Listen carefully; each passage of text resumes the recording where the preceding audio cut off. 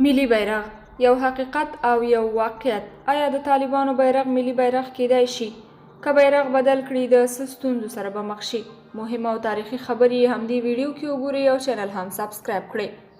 استاد یون لیکلي دا یو حقیقت دی چې اکثره افغانان له خپل درې رنګه ملي بیرغ سره د زړه له تله مینه لري. ان په روح او روان کې ځای شوی دی.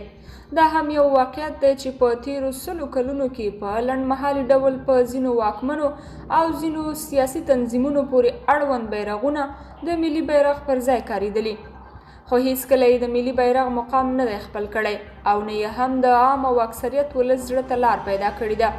د سقاوي اړو دوړو د خلق دیموکرات ګوند د واکمنۍ د پیل دوره د جمعیت او نظار شورا لومړی واکمني د طالبانو د واک لومړی دوره اوس دا د دوی د واک دا پړاو هغه وختونه دي چې د ملي بیرغ پر ځای پکې نور بیرغونه کارېدلي دي.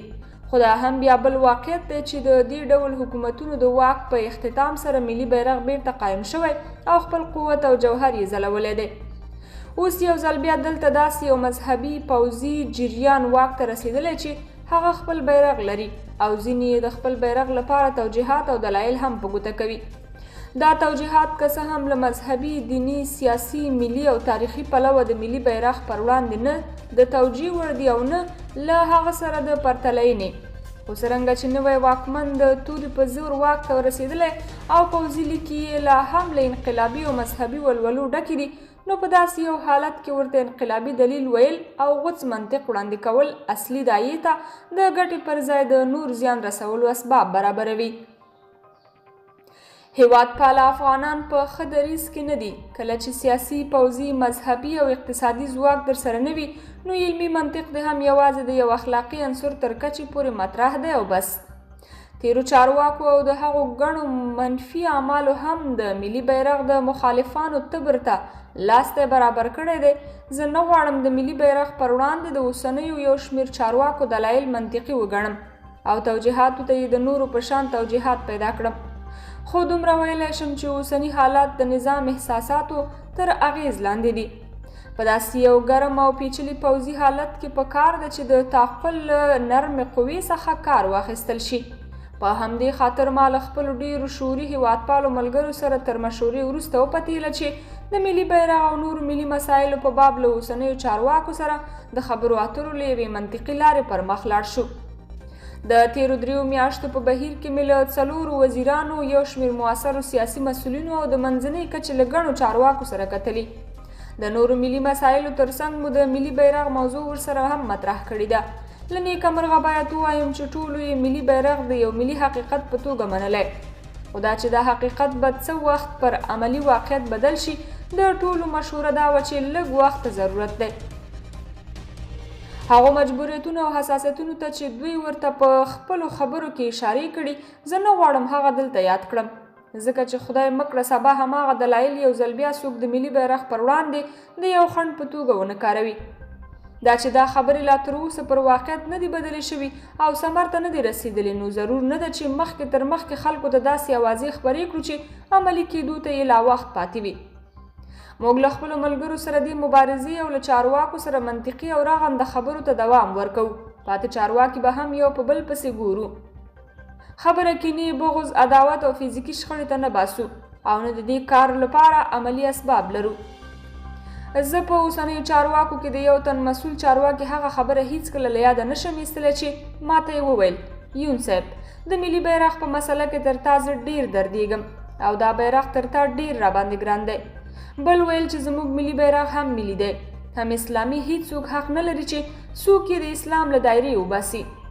نن یو بل چارواکي راته وویل چې ملي بیرغ د محتوا له مخې تر اوسني بیرغه 2 ځله زیات اسلامي دی.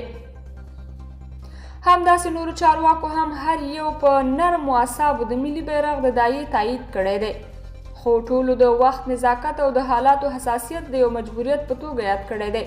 البته د دې خبرې یادول ضروري دي چې چارواکي یوازې همدغه نه دي چې موږ ورسره کتلي او لیدلي دي، لا ډېر نور او تر دوی لا نور هم مهم پاتې دي.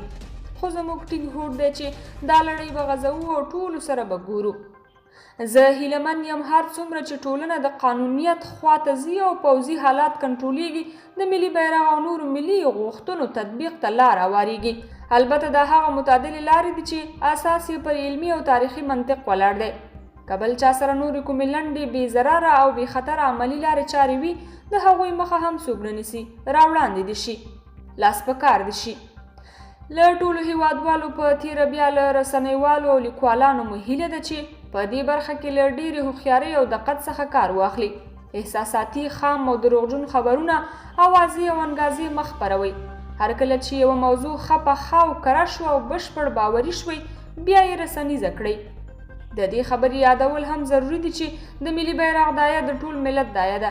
د تیر حکومت لنډغر، فسادګر او د هغوی متلف ټامیان دي له دې موضوع څخه لرې ګرځي. هغوی د په دې کار کې خپل سپیرونه نه ګډوي. هغوی نه ملي بیرغ لري، نه ملي هویت او نه هم ملي عزت.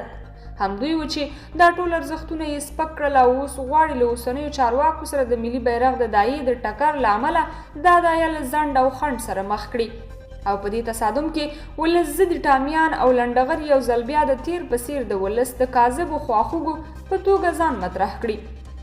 دوی ته باید وویل شي چې ولس ژوندی دی، تاریخي حافظه یې هم ویښه ده. په پوره تدبیر او سیاسي ظرافت د دې لپاره کار کوي چې نوی حکومتي چارواکي له سوله ییزې او متعدلې لارې پر دې قانع کړي چې له خپل تیر تاریخ، ویاړ او پرتم سره ټکر مه کوئ. دا ټکر هم حکومت او هم ولس ته په تاوان دی. خو د ملي بیرغ په ګډون د ملي ارزښتونو منل او ځلول د ملت د خوشحالۍ او د حکومت د عمر د تداوم سبب ګرځي. درنو کتونکو، تاسو د استاد یون د دغې لیکنې په اړه څه وایي؟ د هغه د دغو نوو څرګندونو په اړه خپل نظریات راسره په کمنټ کې ولیکئ او د نورو ویډیوګانو لپاره مینه ټي وي چینل هم سبسکرایب کړئ.